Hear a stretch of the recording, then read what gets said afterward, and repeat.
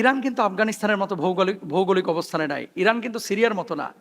Iran বহু ক্ষেত্রে ভিন্নধর্মী একটা দেশ। এই জিনিসগুলো আপনাদের জানা উচিত। যেমন হাজার হাজার ব্যালিস্টিক মিসাইল কিন্তু ইরানের কাছে রয়েছে। ড্রোন প্রযুক্তিতে মানে ইউএভি তারা খুব এগিয়ে আছে। এটা কিন্তু মুসলিম বিশ্বের অন্যান্য দেশ ক্ষেত্রে এগিয়ে নাই। প্রক্সি গ্রুপ, ইরান সরাসরি যুদ্ধ না করে বিভিন্ন অঞ্চল কিন্তু তারা নিয়ন্ত্রণ করতে পারে। যেমন আপনি লেবাননের দিকে তাকান, আপনি ইয়ামানের দিকে তাকান, এখানে কিন্তু ইরানের বিশাল একটা সাপোর্ট এখানে রয়েছে। সুতরাং চাইলেই ইরানকে আপনার দমানো যাবে না।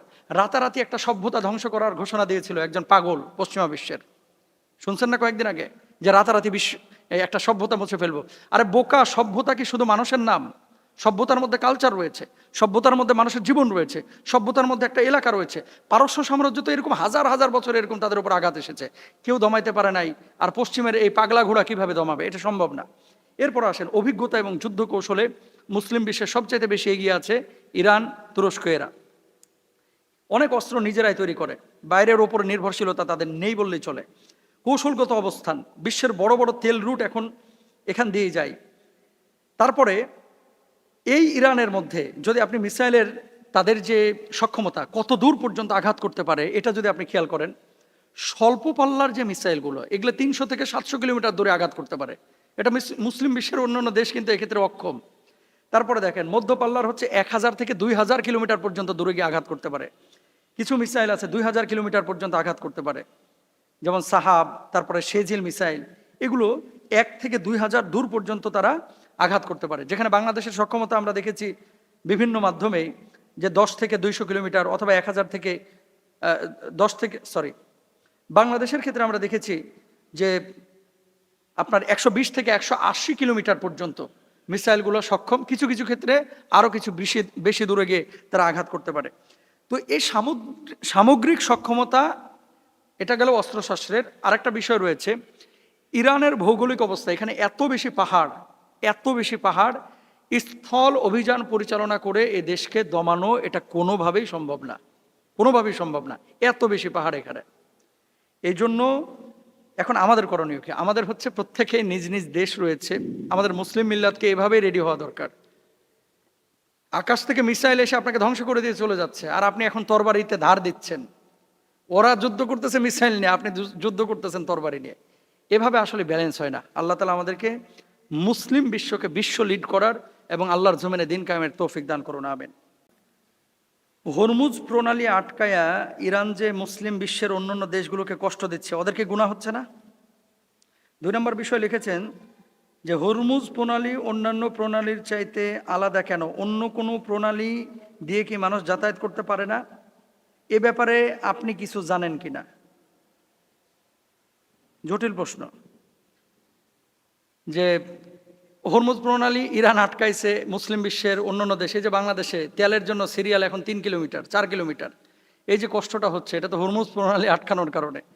এজন্য কি তাদের গুনাহ হবে কিনা? দেখেন, এটা বৈশ্বিক একটা বিষয়, যেহেতু বিশ্বব্যাপী যুদ্ধ চলছে, আর এই যুদ্ধের কৌশল হিসাবে যে কোনো দেশ যে কোনো সিদ্ধান্ত নিতে পারে। আর এটার জন্য এখন গুনাহটা কার হচ্ছে? ইরান সরকারের গুনাহ? সে তো নিজের প্রোটেকশনের জন্য, নিজে বাঁচার জন্য, নিজের পিঠকে বাঁচানোর জন্য সে তো প্রতিরোধ করবেই। যদি আপনাকে একটা ব্রিজের উপর দিয়ে কেউ আঘাত করতে আসে, সে ব্রিজকে আপনি বন্ধ করবেন না? আপনি তো বন্ধ করবেন। এটা তো যুদ্ধের একটা কৌশল। সুতরাং গুনাহের ব্যাপারটা এটা আল্লাহু আলাম, এটা আমি বলতে পারবো না। কারণ তারা নিজেরা বাঁচার জন্য কিন্তু এটা করছে, যে বৈশ্বিকভাবে চাপ তৈরি হবে। চাপ তৈরি হলে পশ্চিমা বিশ্ব এখানে যারা তাদেরকে আঘাত করতেছে তারা পরাস্ত হবে। এখন এই যে হরমুজ প্রণালী, হরমুজ শব্দটা কোথা থেকে এসেছে? এটা মূলত একটা পারস্য শব্দ। হরমুজ প্রণালী বা স্ট্রেট অফ হরমুজ সংক্রান্ত ভৌগোলিক ও রাজনৈতিক কৌশলের সঙ্গে সম্পৃক্ত।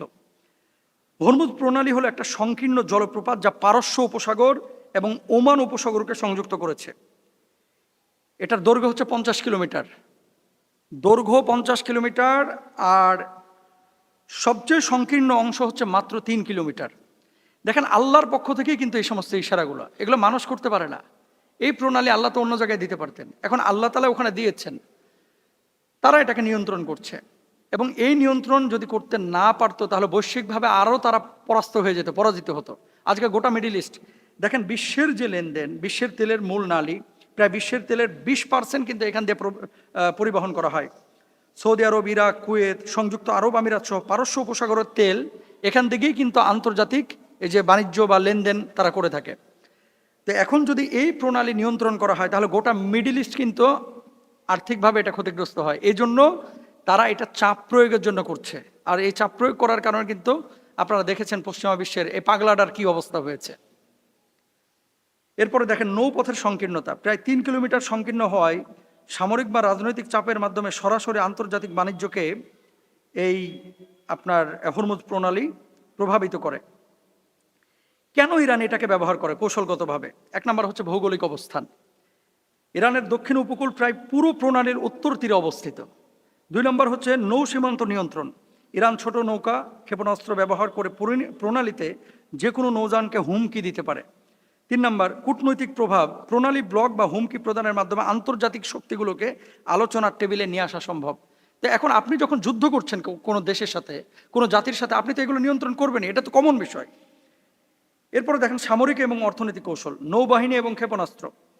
ইরান প্রণালীতে ছোট নৌকা, সাবমেরিন এবং ক্ষেপণাস্ত্র স্থাপন করে যে কোনো নৌযানকে আটকে দিতে পারে।